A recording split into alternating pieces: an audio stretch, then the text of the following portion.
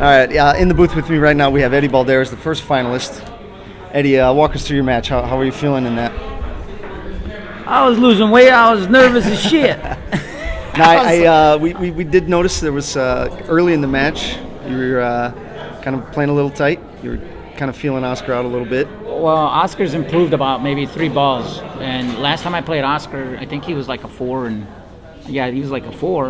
And I heard he's a 6 now, so obviously he's improved. I give him a lot of props for what he's been doing with his game. I mean, he did win. He won the first game, and I was like, oh damn! Now I have to beat him. Like basically, I have to beat him 7-2, because if he gets one more, it's now it's impossible for me to break. Were you sweating that 8 ball that he ended up missing?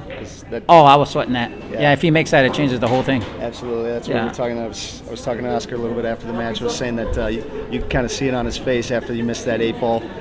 When he before missed, that shot, he was free flowing, just firing balls, making shots, good positions, and then after he missed that 8, it kind of weighed on him heavy. He was. Yeah, you got to. I mean, these guys that were spotting them 7-4, you got to understand they're 6s, and some of these guys are strong 6s in the APA. Like Ricky's a strong 6 in the APA. Sandoval's a very strong player. Even as a 6, he's a very strong player. So now, any 7 giving them in the APA a 7-4 race, it's like it's real tough. But again, this tournament is, like a lucky draw, so you're only throwing in $10 or $20, whatever you wanted.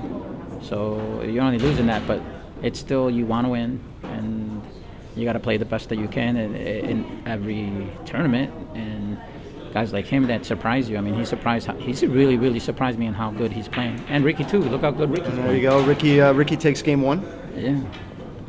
So I know I've been wanting to ask. Maybe people watching also want to know.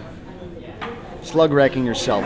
I never slug my rack. I've never done it ever in my whole life. Okay. I'm a terrible breaker. Let me rephrase the question. Okay, I'll refrain from using specific terminology. Pia.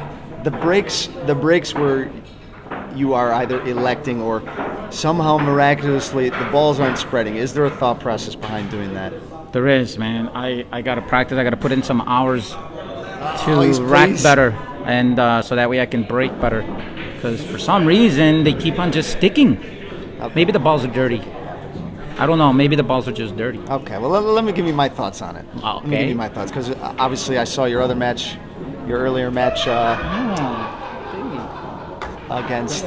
against Bola. You also did it against him too, but it was early in the match. So my thought process was,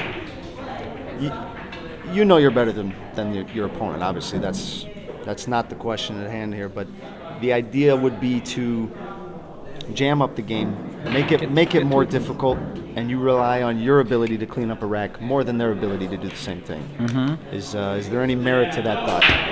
Well, I mean, the problem with playing guys 7-4 is you make a mistake and you hand them 1 game, 2 games in the beginning. It's almost, you're about a 90% loser now, because it's so hard to win from that point. But if you can get it to where it's close to even, like a 5-4 race, that's what I was thinking. Like, okay, I got to try to win the first 3 racks, so I got to play as tight as I possibly can. Yep. I got to also, outmaneuver them, not go out for things, and then try to outthink them. And Bola was playing very strategic, and he was playing very great safeties against me.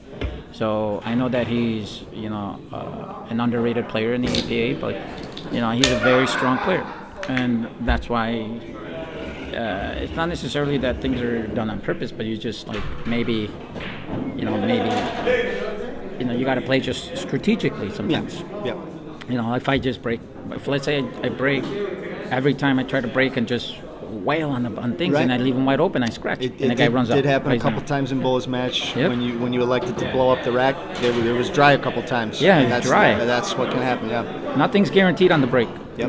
The only thing that I do that I want another chance at the table. So exactly, if I'm playing a lower handicap player like this, and these guys are not technically that low handicap, right. at that spot, it makes the race very in their favor. But in the same sense, you're trying to, make it to where it's a little closer race. I'd rather play somebody 5-4 than 7-4, or. But like I said, Bola Ball I already knew was a very strong player, so I knew I had to take it. I had to like really be cautious with him.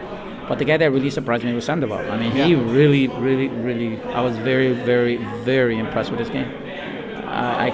He's running out. He's very confident, and he misses. He doesn't really get like excited or down on himself, and those are the qualities of a very strong player. He's not like swinging, whatever. But I give him a lot of props. He played excellent. He really did, and he put me up against the ropes, winning the first game. Yeah. And that was a great shot by Ricky, able to get across for the 9. I noticed it. I mean, your safeties were pretty much airtight the entire day, really, and that was really the only time where it wasn't. You gave him that one window, and he was able to make that nice cut on the 8. Yeah, did you see that? That's why I'm like, I guess it wasn't tight enough. I was like, who makes that? And he was jacked up over my ball. Exactly. He was jacked up. Yep. You know how hard that ball was? It wasn't. Great run out from Ricky here. Makes it a nice, quick, early 2-0. Ricky shouldn't be allowed to wear a hat. He's not. He's got all that hair back there. He's got a trap, though. He's got to kind of keep it up. And well, Eddie, appreciate you stepping in the booth. Let me pick your brain a little bit. Good luck in the final. Yeah, if somebody can show me how to break, we definitely need some breaking tips from Eddie. We'll see more of that, I'm sure. Yeah, man. All right, there you heard it from Eddie himself. Got to get a little bit of the thought process there. Gave some good props to his opponents, but ultimately he has reigned supreme so far. Ricky, by the way, as